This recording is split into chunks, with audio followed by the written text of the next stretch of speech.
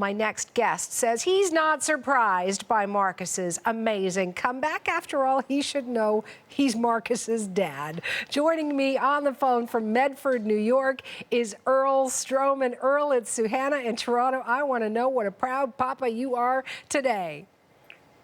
Good afternoon, Suhanna. How's everything going? Everything's going great for me. Boy, I'm wishing I could adopt your son, and then I'd be in your shoes. How are you doing?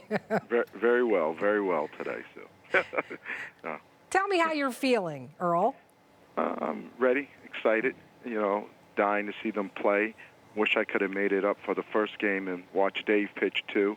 I still got to work, so I will definitely be up there for the second game to watch my son and the Toronto Blue Jays.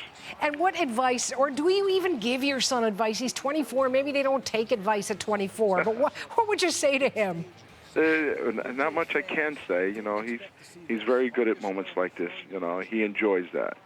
So I just tell him, go have fun. You beat anyone ever put ahead of you. Your expectations. He came back faster than anyone thought, and try to enjoy it. I'll be the one that's nervous a little bit, but not much. I have a lot of faith in my son. Absolutely. I've got 3 kids, Earl, and I have a lot of faith in mine too. But let me tell you, they were hell on earth sometimes when they were little. Tell me about Marcus. Was he one of those man-in-motion guys, wake up early in the morning and say, Dad, I want to play ball? Without a doubt. Constantly had some type of ball or something in his hand. Never had to really push him. He had his own type of drive. That's the type of individual he was. That and schoolwork, outstanding at, So I could say it was easy, in since it was easy in having a son like that, but it was difficult in everything we had to do, and all the stereotypes he had to overcome. But it's been a lot of fun. And what was the biggest challenge? When you talk about stereotypes he had to overcome, what was the biggest challenge? Well, it's one you guys know about. A lot of times they're talking about his height, constantly, especially in regards to a pitcher. A lot of ball clubs would come in, and originally Marcus was being recruited as a shortstop or a second baseman regarding college. And then when he got to college and up to the Cape Cod League, he succeeded at both, and then they decided to put, pitching, steer everything towards pitching. And then everyone wanted to see, as far as right-handers are concerned, someone that's over 6 feet. Right. So he had to overcome that stereotype. And then the other stereotype that a lot of kids from Long Island, New York can't play baseball. So, that's a hard stereotype, too. Everyone, Texas and Florida. Yeah, I have heard that. And when he was in Little League, was there a time, Earl, where you were watching your son play thinking, man, one of these days I'm going to be flying to Toronto or wherever to watch my son play in the major leagues? Did you think that? Did you believe that back then? As far as the pros, I'm going to be honest, no. The only thing that I was looking for is, to help him get into a great college. Yeah, and he did. With Duke, and that opened the doors for him. So, and I started realizing there was a separation between him and some of the other kids.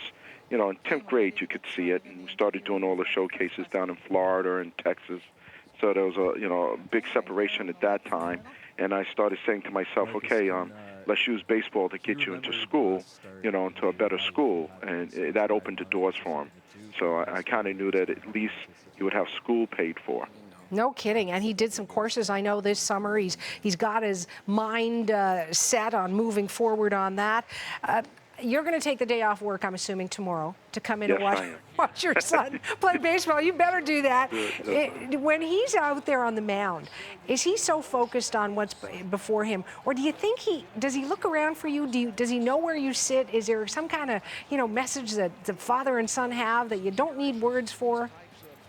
Well, I kind of tell you, when he was little, he constantly looked to the stands to see what my facial expressions were. Yeah. But now he not so much. Now Marcus, when he's game time, he gets his game face on. He goes through his game routine, and he, makes everything business. So he knows how to do that. Well, listen, I am so excited for you. I wish you a safe journey and your son an incredible opportunity on that mound tomorrow. Earl, thank you very much for taking the time to talk to me and to our Canadian audience. Thank you so much. And like I said, I'm blessed. And let's go Toronto. Exactly. Thank you, Earl. You're welcome. Have a good day, everybody. You too. Earl Stroman, father of Blue Jays pitcher Marcus Stroman. He joined me on the phone from Medford, New York. Marcus Stroman will start Game 2 for the Blue Jays playoff series against the Texas Rangers. That goes tomorrow.